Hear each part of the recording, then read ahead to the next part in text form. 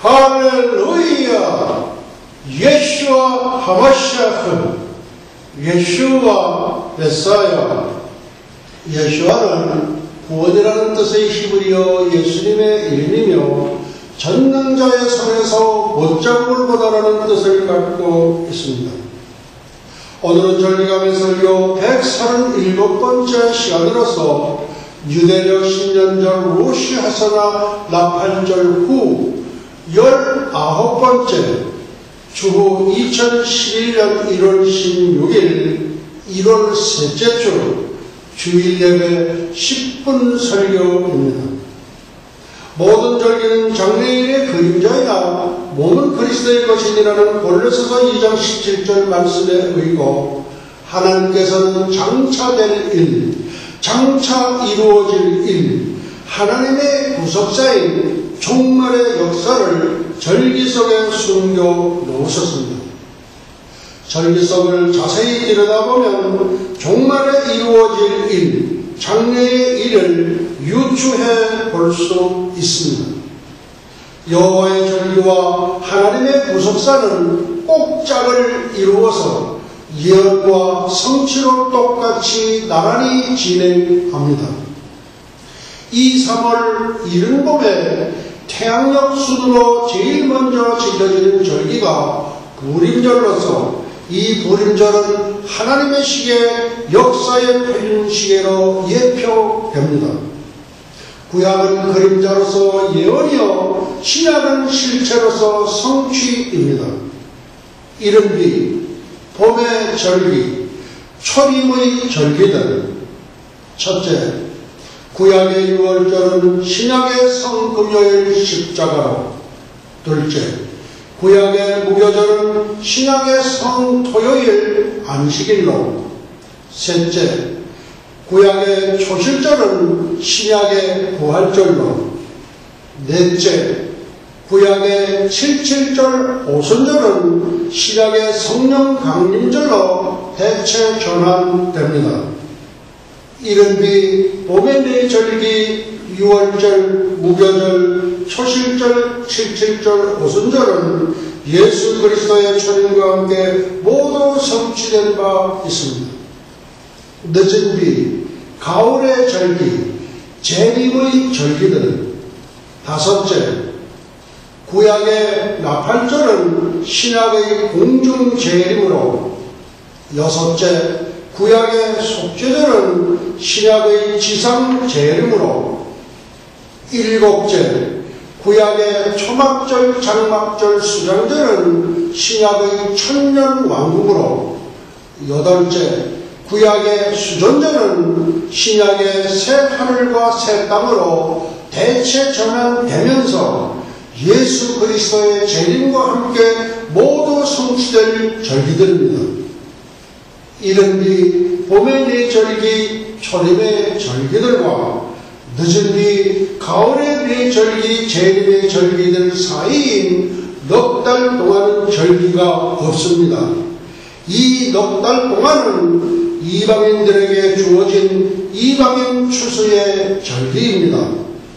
소낙비, 넉 달 동안은 이방인 추수의 절기로서 신약교회 2000년 기간을 말하며 우리의 들지 아니한 다른 양들인 이방인들에게 주어진 은총의 영원 구원 농사 기간입니다. 구약의 나팔절을 신약의 공중재림으로 확정 지은 것은 다음과 같은 이유에서입니다. 첫째, 여호와의 아홉절기와 하나님의 구속사가 완전히 일치하기 때문입니다. 부림절은 하나님의 시계로, 유월절은 십자가로, 무교절은 안식일로, 초실절은 부활절로, 77절은 성령 강림절로, 나팔절은 공중재림으로, 속죄절은 지상재림으로, 초막절은 천년왕국으로, 수전절은 새 하늘과 새 땅으로. 둘째, 사도 바울은 골로새서 2장 17절을 통하여 모든 절기는 장래일의 그림자, 다시 말하면 이루어질 일, 장래의 일인 종말의 역사를 절기 속에 그림자로 숨겨놓았다고 증언하고 있습니다. 셋째, 인류 역사의 잣대인 다니엘의 70일의 70번째 한 일에 의하여 7년 환난 전 공중 재림과 7년 환난 후 지상 재림으로 양분되면서 이중 재림론이 자연스럽게 정립되어 줍니다. 넷째, 역사의 주인공이시여 절기의 주인공이신 그리스도는 절기를 맞추어 오시게 되어 있습니다. 나팔절의 주인공이신 예수님은 나팔절의 공중으로 오셔서 신부들을 탈취하여 천상의 세계로 가셔서 7년 동안 혼인잔치를 베푸십니다. 지상에서는 7년 동안 환난잔치가 베풀어지면 너무나도 자명한 일입니다.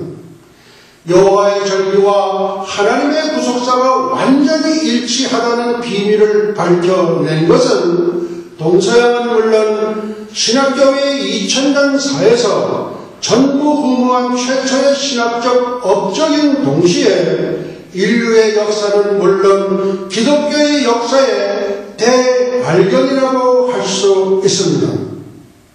오늘도 교회의 환난전 휴거에 대한 그 견해와 이유의 개설입니다. 셋째, 그리스도를 거절하는 세상에 임하는 심판. 7년 환난의 또 다른 목적은 이 세상에서 그리스도를 거절한 자들과 중심이 아닌 겉으로만 가짜로 믿었던 사람들에 대한 심판이며 이스라엘을 핍박했던 이방 나라들에 대한 하나님의 원수 갚는 약속이 이루어지는 때입니다. 지금 중동의 대부분의 나라들은 이스라엘을 미워했던 죄로 말미암아 무서운 심판을 받게 됩니다.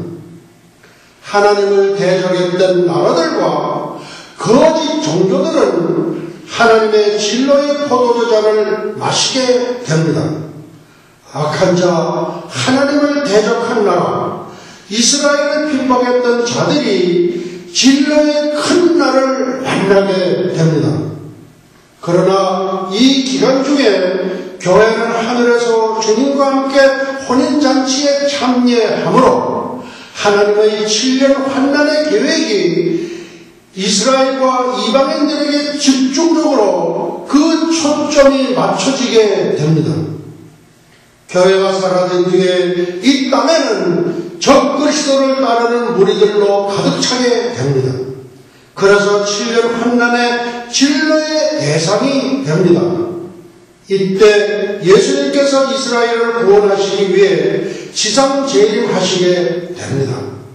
이 같은 하나님의 계획이 수행되는 일에는 교회의 임재를 요구하거나 필요로 하지 않고 있습니다. 결론적으로 오직 환난전의 휴거의 계획만이 야곱의 환난이라는 기간에 어울려 맞게 됩니다. 그러므로 하나님께서 계획하신 7년 환난은 첫째, 이스라엘을 회복하시기 위함입니다.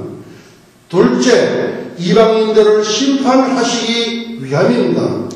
셋째, 교회의 소망은 하늘에 있는 것이지 땅의 이스라엘을 회복하시고 약속을 성취시키는 계획에 참여하는 것이 아닙니다. 세 번째, 휴거와 지상 재림 간 7년 간격의 필요성.